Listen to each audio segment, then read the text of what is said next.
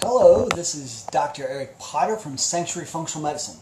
I'm a functional MD here in Franklin, Tennessee, and as often I do on a Thursday around the lunch hour, I'm doing a Facebook Live where we are going to be talking about different topics in functional medicine.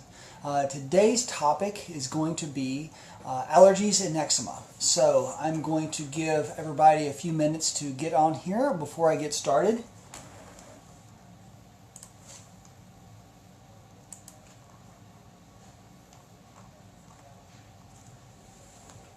So, all right, I've got one on here so far, and hopefully everybody else will be coming online soon.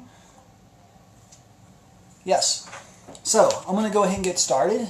We are a functional medicine practice, and I am in Institute of Functional Medicine certified MD, practicing here with the team. We also have Hans Hinterkopf, a physician assistant who is progressing towards his certification, and Beth York, who is a nurse practitioner certified in hormone therapy, bioidentical hormones.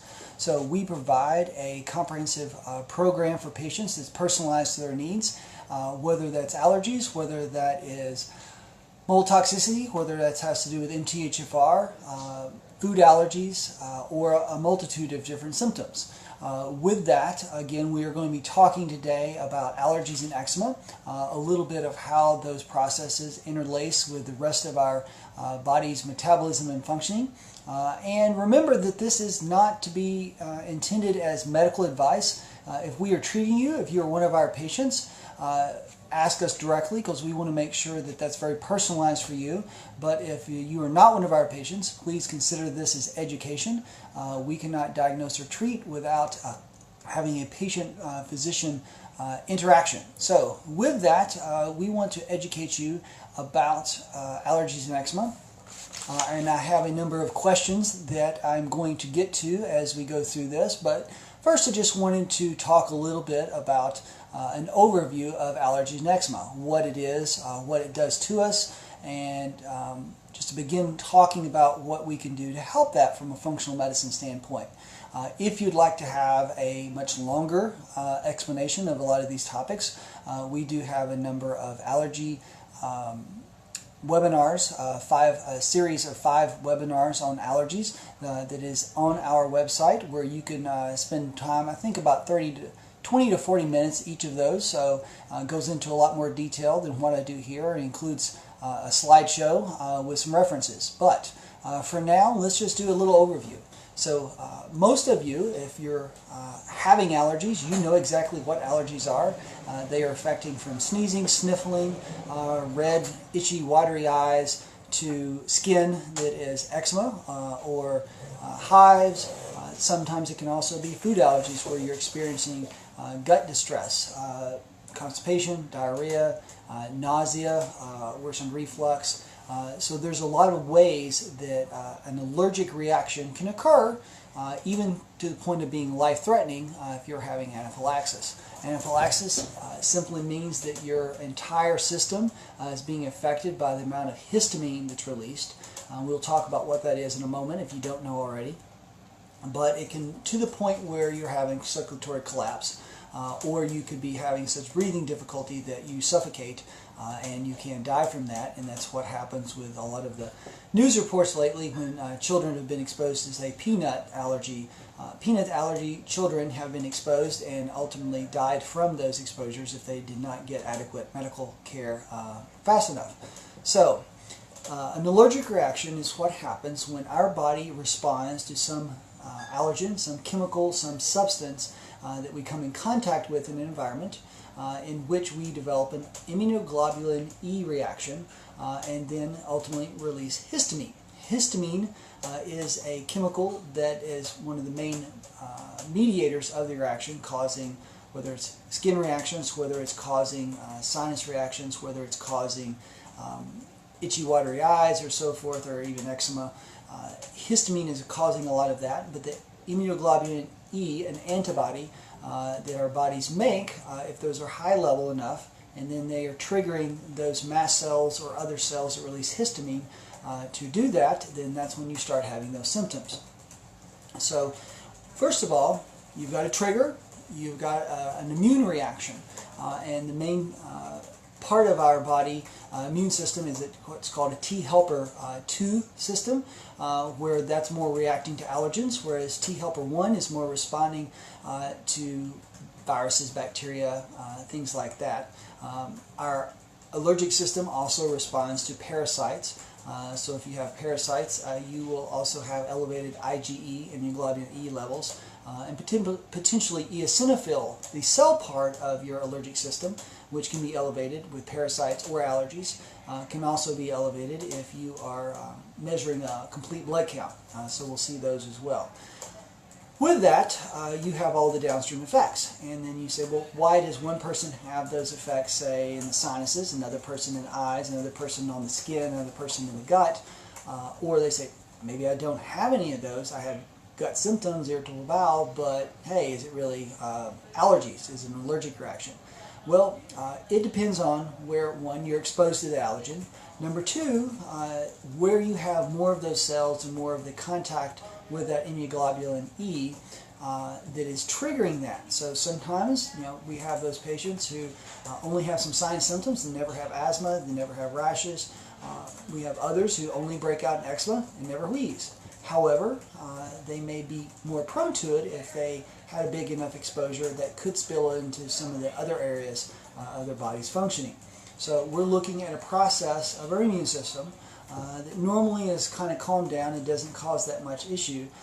If you're a patient who genetically is more prone to that, either because you're more sensitive to certain substances, certain triggers, foods, or inhalants like pollen and those such things, or it could be that you are, when you do have a reaction, it gets upregulated a lot faster. It could be that you've had some environmental trigger that has made you more prone to that. Aluminum can trigger, increase the chance of allergic reactions, is one of the triggers that's out there from a toxin standpoint.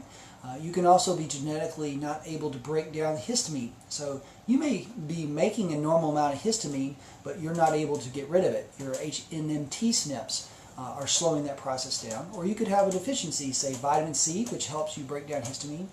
Your methylation cycle, which is also used to break down histamine, may be inadequate at the time.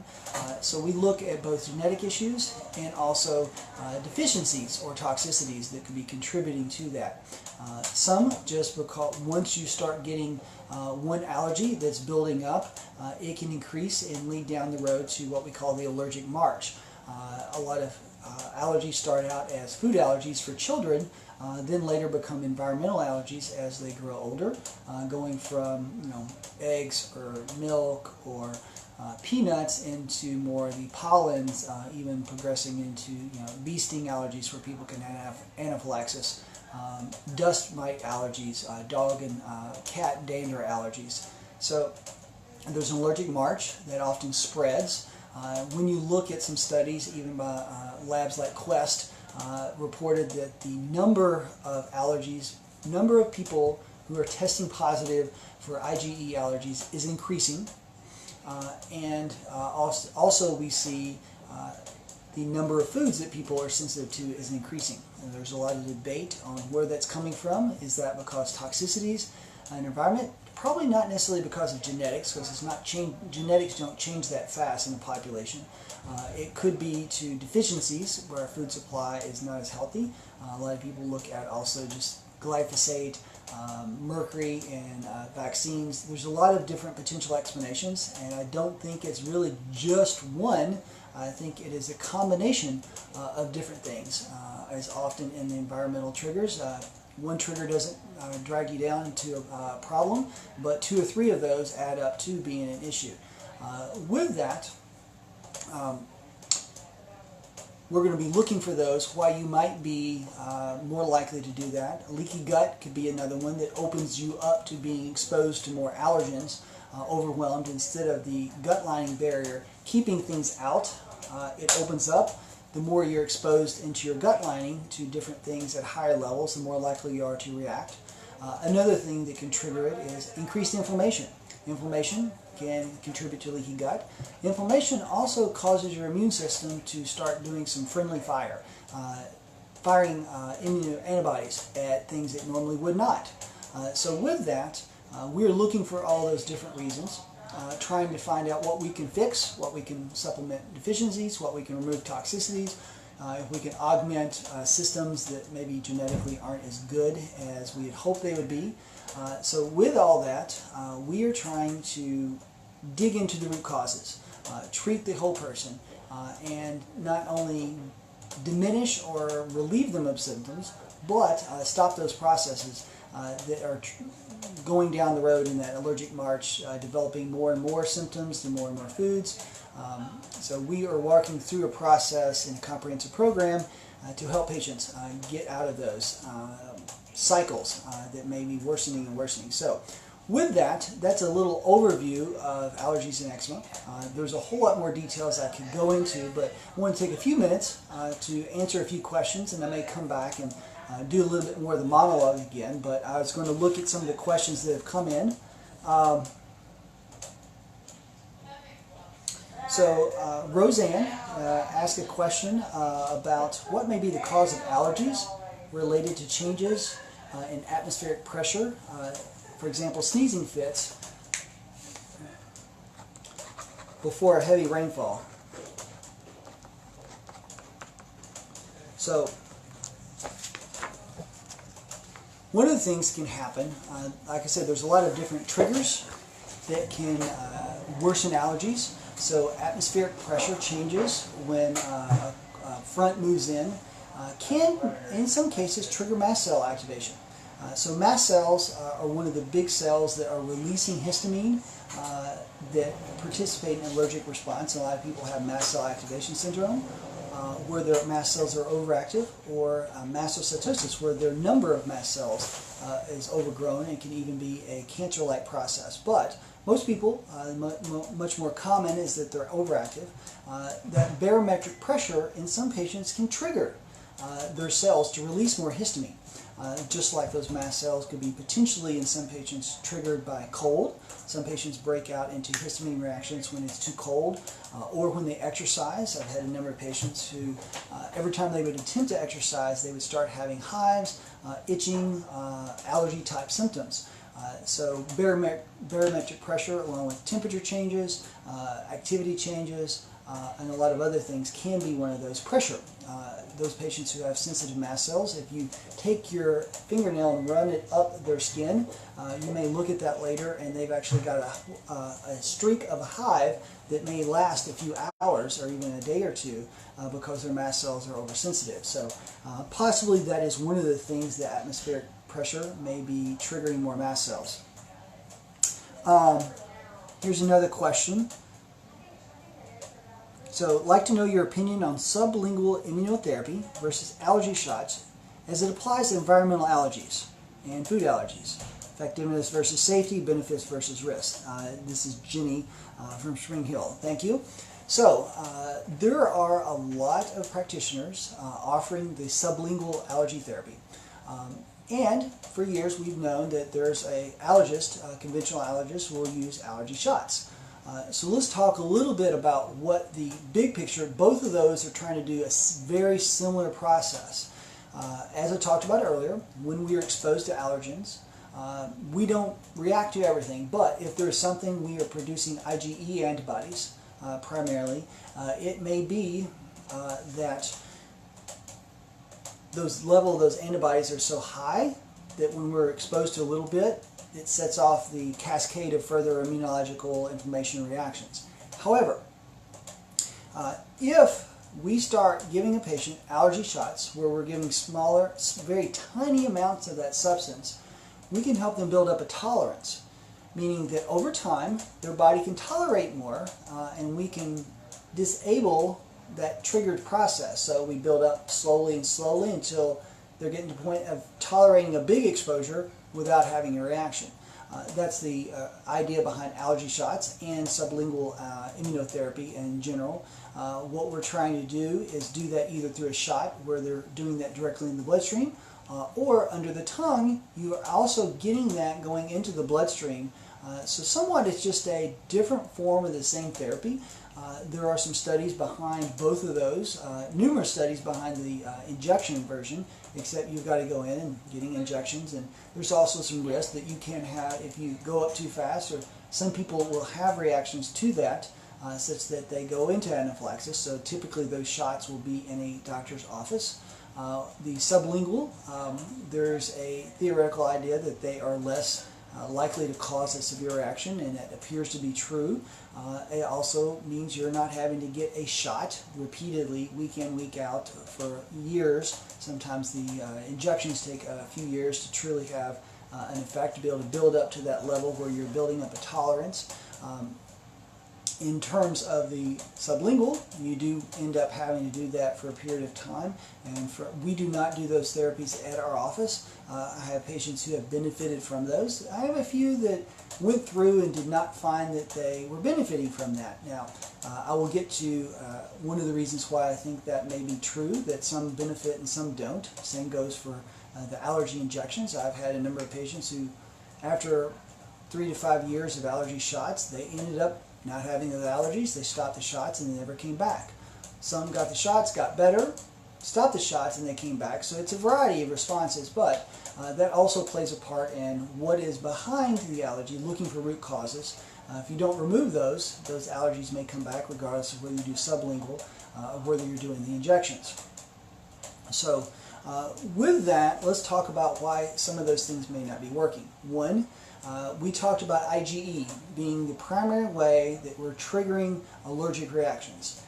Actually, IgG, the antibody our bodies typically use for fighting infections, bacteria, viruses, and so forth, actually sometimes in some patients that can be a part of not just triggering inflammation, which worsens eczema, but it also may be a part of directly triggering some eczema or other allergic reactions in a patient. So when we do testing in our office, we will typically include both IgE and IgG, and I have a number, typically, yes, the IgE, that's the one that's elevated. We remove those foods or those exposures, say it's an inhalant, help the patient lower dust mite exposure, they will get better.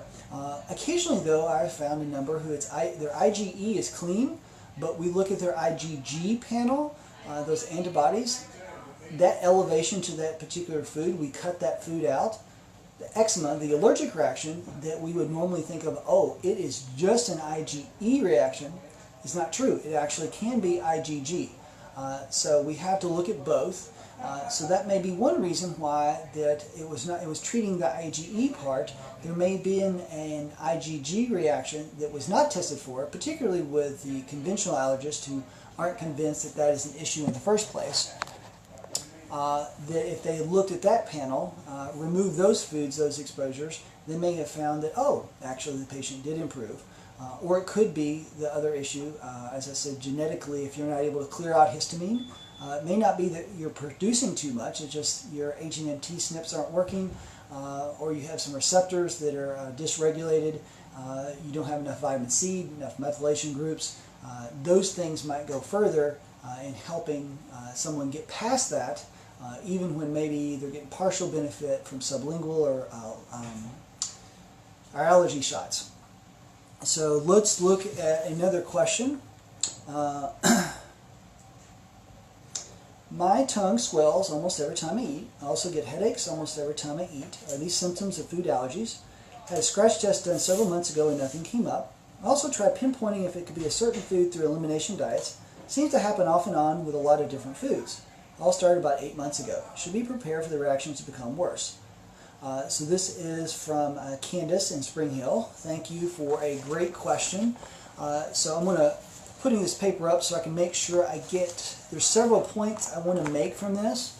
So this builds on what I was saying earlier.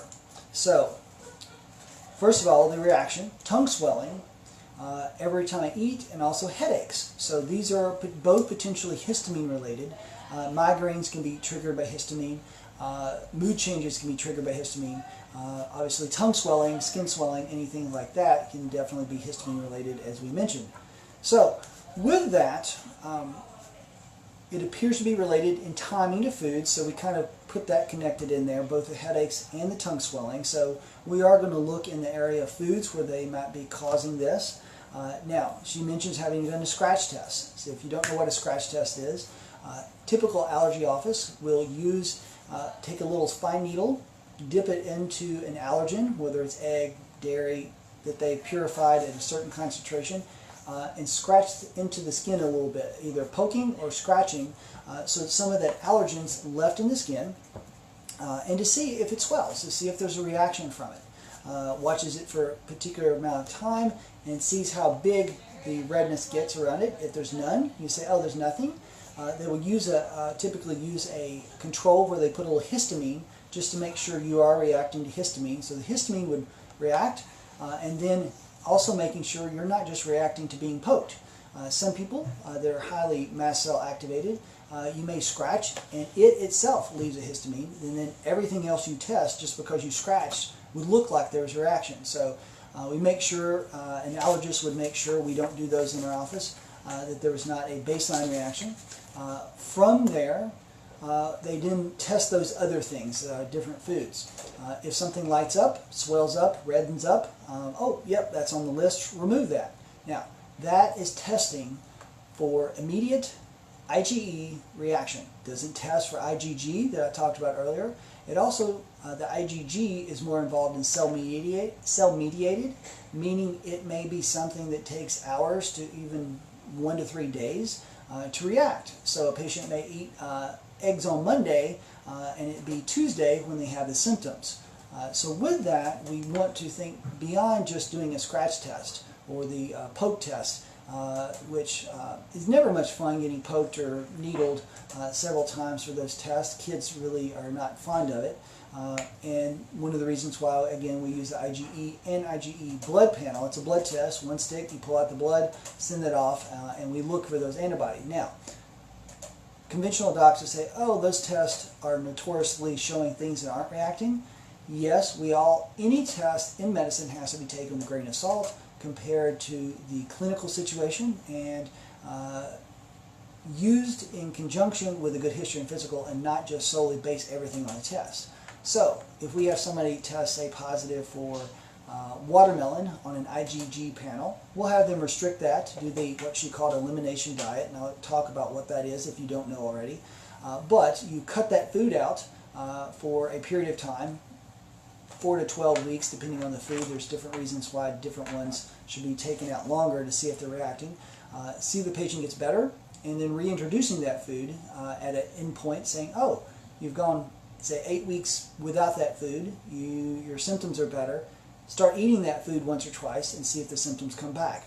That's a pretty good sign that that may be contributing to your symptoms for elimination diet. So again, that scratch test didn't show anything for her, which often it doesn't. Not going to show IgG, the delayed reactions, and it could be something that is not tested on there. So with that, try pinpointing it. They tried the elimination diets already, but it's a little hit or miss. The other thing with IgG panel is the fact that you may eat a food 5 times and only react 3.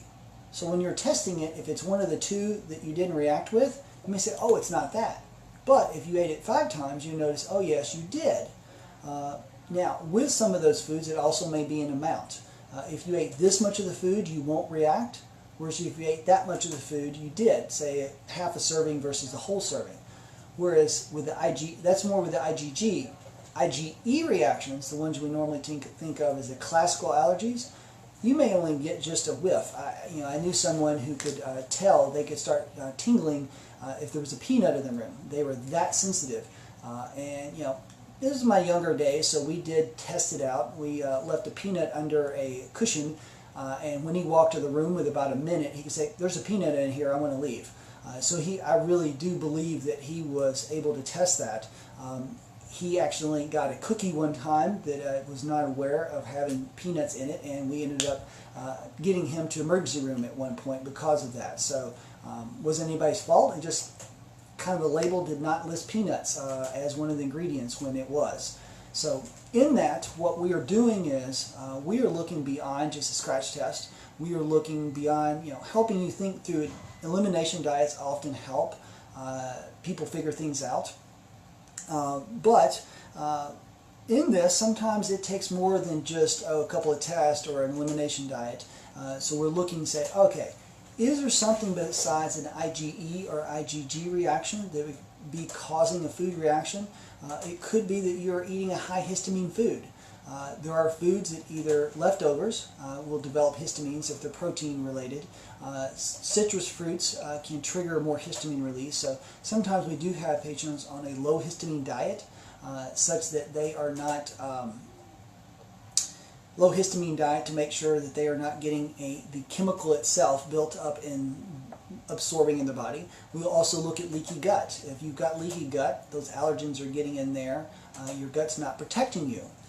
Now, I do want to say one thing before I forget is, younger day, putting a peanut under a couch to see if somebody could tell it was in the room because, he was claiming he could and we didn't believe it. So I do want to make sure that you're not testing that out. There's been a lot of cases lately where kids have chased kids who have peanut allergies, proven peanut allergies, chased them, exposed them to peanuts, and actually one child at least has died from that. So don't do those kind of tests if someone is highly allergic, and make sure your child, if they have allergies like that, know what to do as far as having an EpiPen, which is epinephrine, adrenaline, that they can self-administer in a case of emergency. And also, if they're in a school setting or if some other kind of caregiver setting, that person knows that your child has that potential for reaction. But moving on back to the question at hand, so asking, should I be prepared for the reactions to become worse? It is possible, so you do need to get leaky gut considered, whether that is part of it.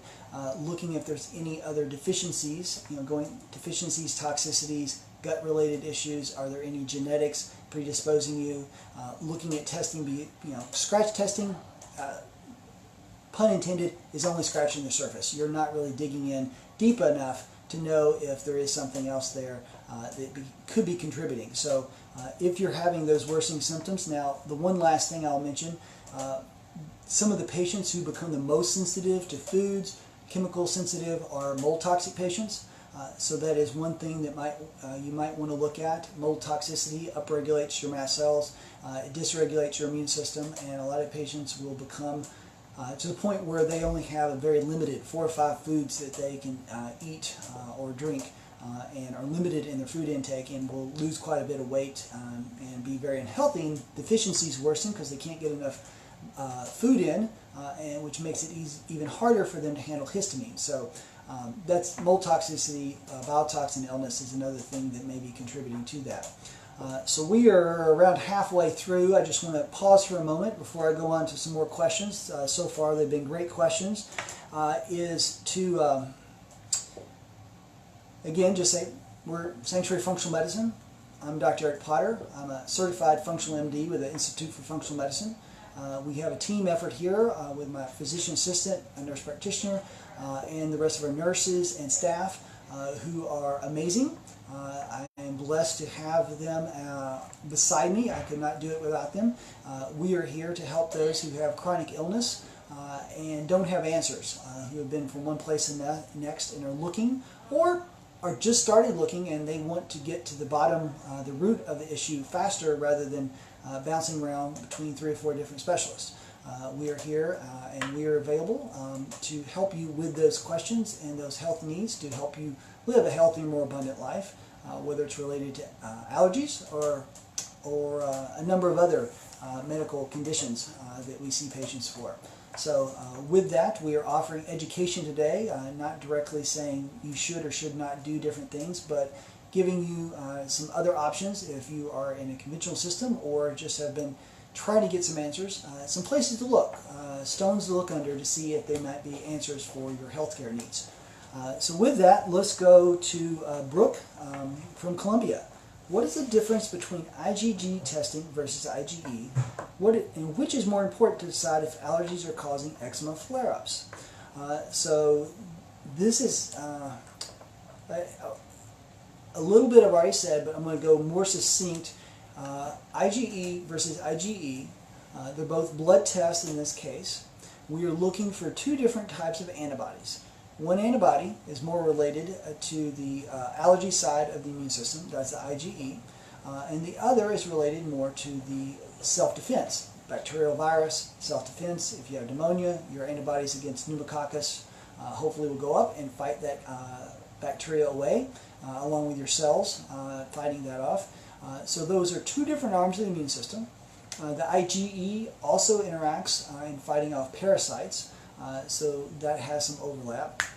With the two of those, though, it's not that they're completely, distant cousins that never interact, but they kind of have some crossover.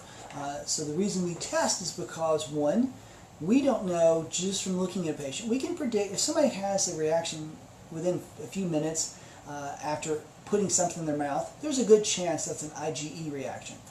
But definitely for those patients who, I eat this, and I think maybe later that day or the next day I can tell a difference, or if I eat it a few days in a row, I'm feeling sick, looking for those IgG are helpful. And sometimes the IgE reactions in the gut may not be something that you notice right away. If the IgE reaction is causing leaky gut, then leaky gut causes more inflammation. It may take a few days for that to build up. So we do check both. Now once we see one or the other is abnormal in a patient, we may only recheck the abnormal one 6 months, a year later to see if that's healing or see if leaky gut's healing. But we're going to use both of those to look at whether someone is reacting to foods. Now, we may start, sometimes we will occasionally just start with the IgE if somebody's having those quick reactions. And if it shows elevated, yes, we can say this is probably it. But a lot of patients come to us, they've already had those tests, like the previous question was, they've already had a so-called scratch test, which tests really for IgE reactions, and it didn't give them any benefit. So with that, we are going to expand that out to IgG and see if we can find something that, one, is their leaky gut, two, are they reacting to specific foods, and then we'll put them on that elimination diet. Now, could you cut out, yes, there's the top 10 allergens that you could cut out of a diet and start there without the testing, the expense, but sometimes we've had patients that have reactions to lettuce or cucumbers. Who would ever thought? I wouldn't have thought years ago that someone could have an allergic reaction to a cucumber. Like it's water and a little bit of cellulose. But I've had patients, even with lettuce, who would have bloody diarrhea with lettuce. And once we were able to figure out what was causing that, cut it out, it went away, gave them a challenge back where actually they got an accidental bite of lettuce and the bloody diarrhea did come back. So with that, we are wanting to look across the board for patients who have not gotten answers yet, what might be causing their symptoms. Now, so let's go on to another great question from Karen. Why might cooking oils be so problematic for kids with food allergies and eczema? So, cooking oils. There's a lot of debate about oils, about fats, how much saturated fat's good or bad, which oil, omega-3s, omega-6s, omega-9s, which source, olive oil versus macadamia versus coconut oil. Heaven forbid you use coconut oil according to the minute topically. Trying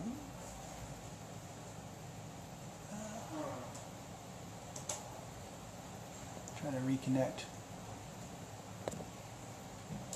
All right. I think we had a little bit of a pause in things there for a moment as the rain came down on our roof.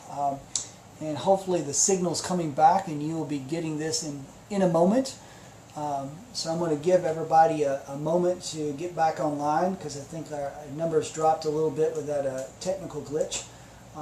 So as you're coming back online, we were talking about why cooking oils might be so problematic with kids with food allergies or eczema. So it could be, in the case of coconut oil, you may simply be reacting IgG, IgE reactions to coconut, because even though it's refined in that oil, it can have some proteins left because it is the proteins we're typically reacting to in those oils. So it's typically not going to be so much the oil itself as some leftover proteins that were not refined out.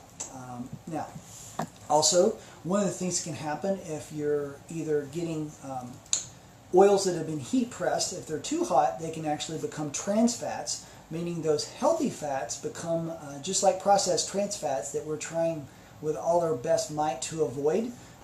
That can trigger inflammation. Trans fats, say in a McDonald's or a Burger King Happy Meal, are going to trigger inflammation, potentially contributing to leaky gut, inflammation in your body overall. If you are cooking oils at too high a temperature, look up online about smoke point. So if you get olive oil too hot, it actually turns into, when it smokes a little bit and sizzles, you may be turning it into a trans fat. So either you are getting some of the leftover proteins in those oils, or if they are flavored oils, sometimes you can get olive oil with extra flavors. Those are typically going to be either oil flavors or protein flavors. You're going to want to know whether or not how they've been treated, excess heat, and when you cook them, look at, there's online a number of resources about what are the safe smoke points for different oils that you might be using. So typically I'll tell patients, olive oil, put on a salad cold, but if you're going to cook, coconut oil, macadamia oil, there's some other ones that are much better in terms of that. Our nutritionist, Kira, helps patients sort through that a lot of times when they come in, we do testing, and oh, their trans fats are high, and like, I haven't eaten processed foods in 3 years. I'm like, well, are you cooking with olive oil? Well, of course, it's good for you. Like, well, does it smoke? Well, yeah, sometimes it smokes a little bit. We say, no, they can't use those oils in that case.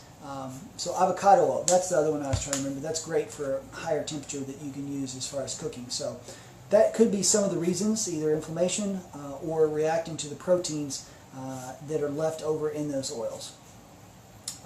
So suggestion, I think this also maybe from Karen, is suggestions for how sensitive allergic kids consume healthy fats, if so many are off limits. It's a trial and error.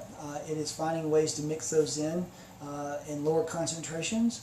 And sometimes if it's healing the gut, if it's treating those underlying causes, sometimes they can go back to eating those, having an intake of some of those foods that they might have been reacting to beforehand. Heather asked, are all allergies, asthma, eczema caused by poor gut health? So once healed, will those issues go away? So with that, not all, again, poor gut health can be a part of the puzzle, a piece of the puzzle.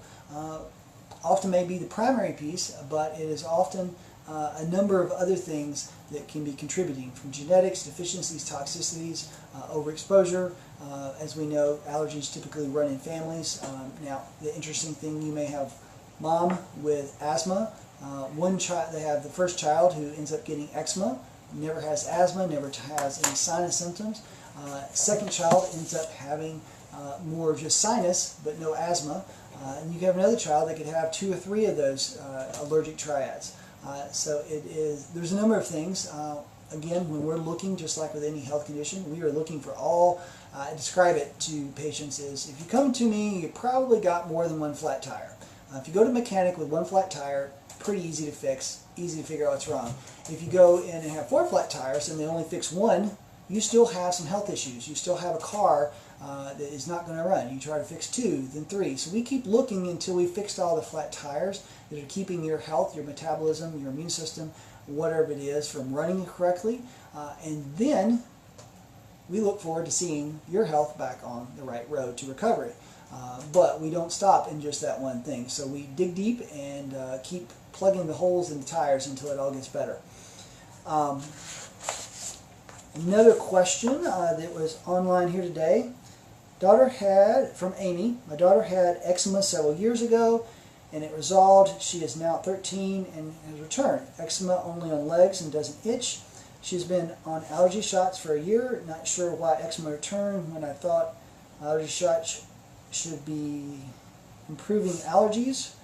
What approach would you take in treating her? Are there any treatments that I can use to treat her eczema symptoms until we figure out the cause? So, actually this is a perfect segue. We've talked a lot about causes. If you fix some of those underlying causes.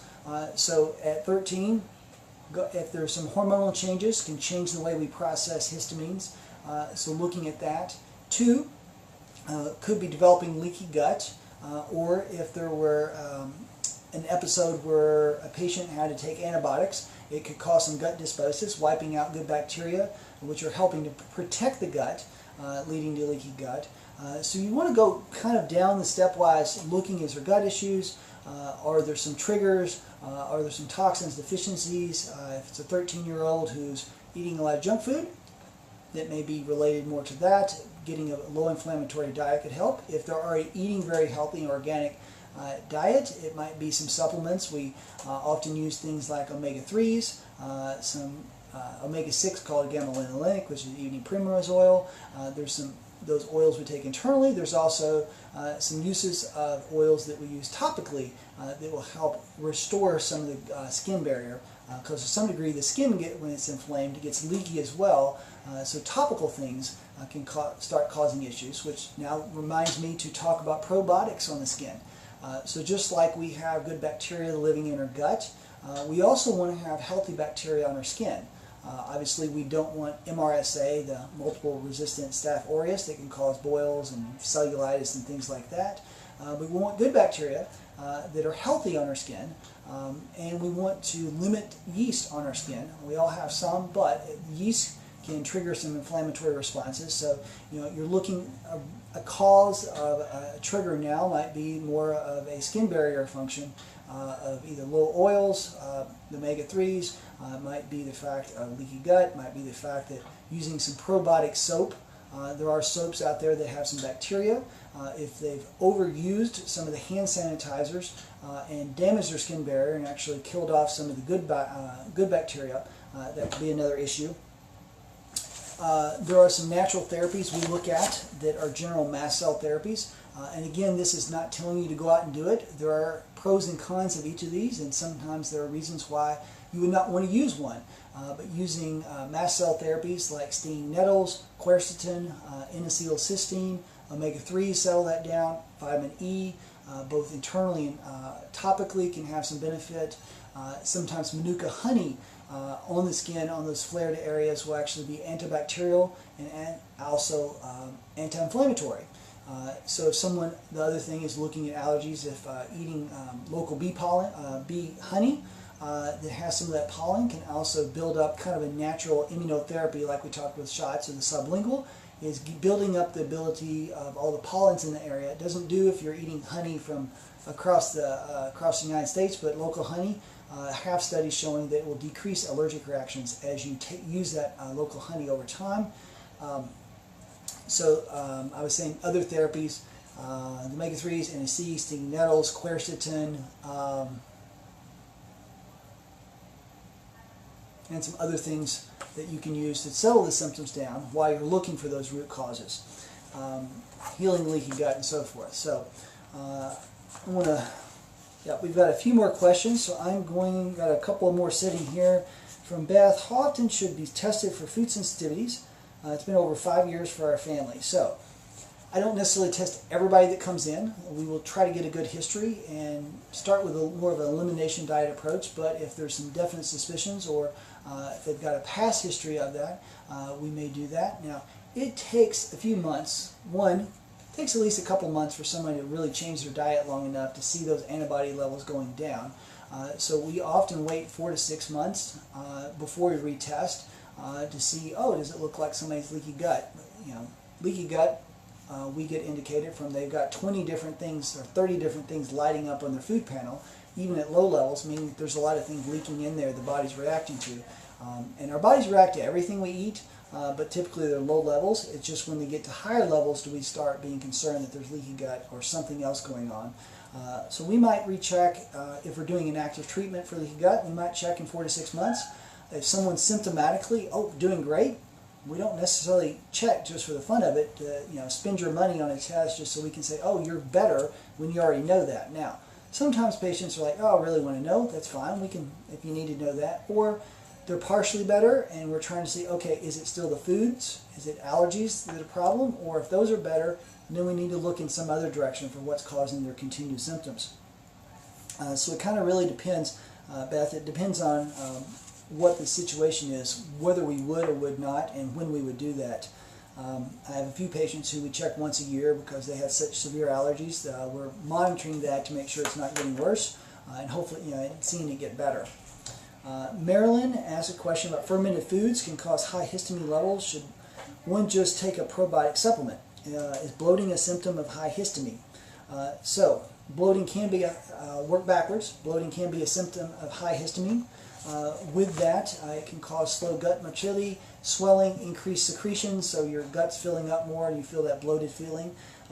Yes, fermented foods can cause high histamine, so if someone is eating a lot, I've had at least, I don't know, several patients now, I guess, who they were eating a lot of fermented foods.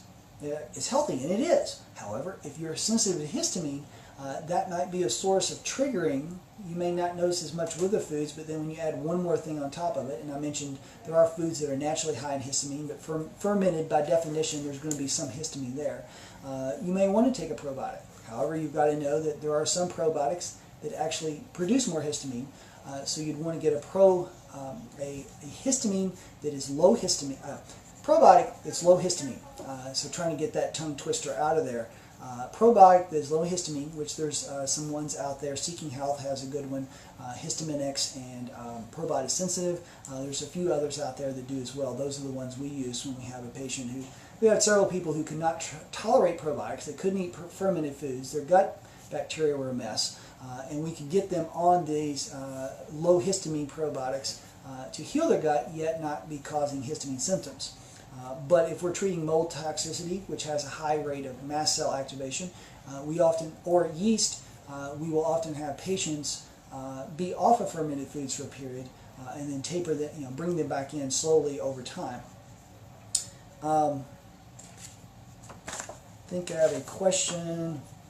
Yeah, we're going to wrap I think I've got one, try to fit in two more questions before we wrap things up. They're both from Lindsay. So, is there a way to desensitize yourself from allergies, especially when you don't have normal allergic reactions? The blood test said allergic reactions are made of upset stomach and depression. So, yes, you can desensitize yourself by closing down the leaky gut, avoiding that food for a period of time, down-regulating the processes, your immune processes that are making you allergic. And sometimes when you re-challenge later in small amounts, you can then re-eat that food in the future. So there are times when I can tell patients, yes, they can go back to eating something that we took them off of. My wife is a good example. She was having hives with dairy and severe curl up in the bed abdominal pain with nightshades, which include tomatoes, peppers, and white potatoes. You might not know that white potatoes are a nightshade. She was having a lot of symptoms out of the blue a couple of years ago. We put her on a gut healing protocol that included a number of products. We took those foods out of her diet. It took about 6 or 8 months, but she is now able to, thankfully for her sake, eat Mexican food and Italian food again, which she greatly missed, and be able to do some dairy now. She does limit it. She doesn't want to take a chance, and if she has a lot of dairy, she will occasionally feel a little itch coming back, so she will back off, but it's enabled her to use just a little bit of creamer in her coffee, which is the main place, and have a little cheese on some pizza. So there are ways. Now, I have other patients who we go through 6 months, 12 months, and every time they come back to those foods, they have a reaction, and there are times when I say this is probably going to be lifelong, but time is the one thing that will tell us that. All right, one more from Lindsay. Suspect a child has allergies. Should you start eliminating foods? Be better to get blood testing or skin testing. So, I wouldn't start with skin testing. Again, it only looks at IgE, not IgG. You can do either way. So, a lot of people will start with that, cutting out the top allergy foods, the dairy, the soy, the wheat, peanuts, shellfish, coffee, chocolate, their egg are some of the big ones. To cut those out, you can look like the autoimmune paleo diet, the AAP diet, autoimmune protocol. It basically will lead you down that pathway, and you may find out, oh yeah, I feel better, re-challenge that food, and they're sick. Now, you got to be careful for kids. Make sure that you are covering all their nutritional needs when you're taking out some things, whether it's milk with calcium, whether it's grains in terms of B vitamins. So you may want to supplement those with some other vitamins. And just so you know, natural vitamins from phytonutrient sources can be a trigger. So if you're cutting out a vegetable and it happens to be carrot, and that carrot is the source of vitamin A, and they're allergic to carrots, they can react to a vitamin. So I know there's a big natural versus synthetic debate in vitamins, but this with food allergies may be one time where you want synthetic versions of vitamin during that testing time, so you don't muddy the waters. If you're taking something that has gluten in it and you're avoiding gluten for 2 months and your supplements have gluten, you really aren't doing an elimination diet for gluten. So be aware of that. But I would start, for kids, you can start with those simple elimination diets. You're going to know in a month or two some ideas, but then you may want to go back and do the blood testing. Or if you're just wanting to get straight to the heart of things, a lot of people will say, let's just get the blood testing done.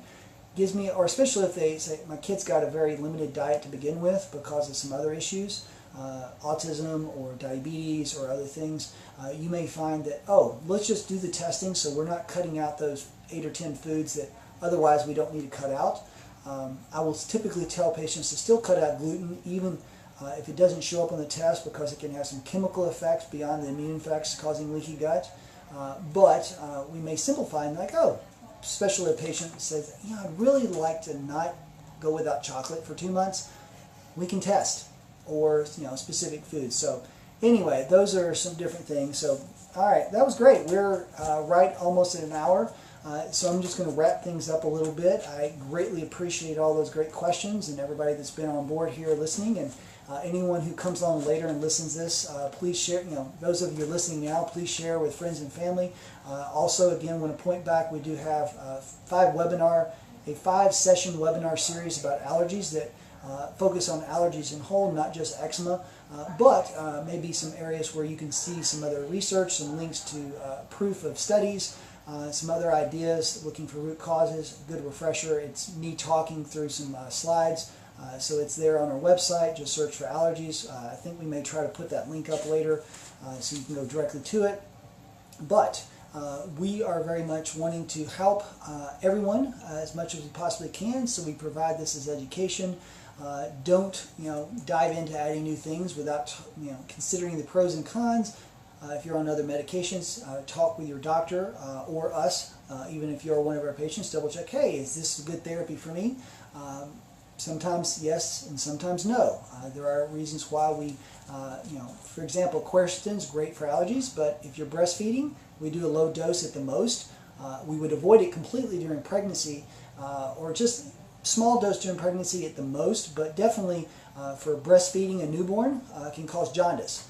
So we would want to limit that as much as possible, if not avoid it completely. So, but as the child gets older, the mom breastfeeding could take some quercetin. So make sure you're looking into those. Don't just jump on board and start taking things, especially if you're already taking other things. So anyway, thank you. I enjoyed it. We're going to be back in a couple of weeks.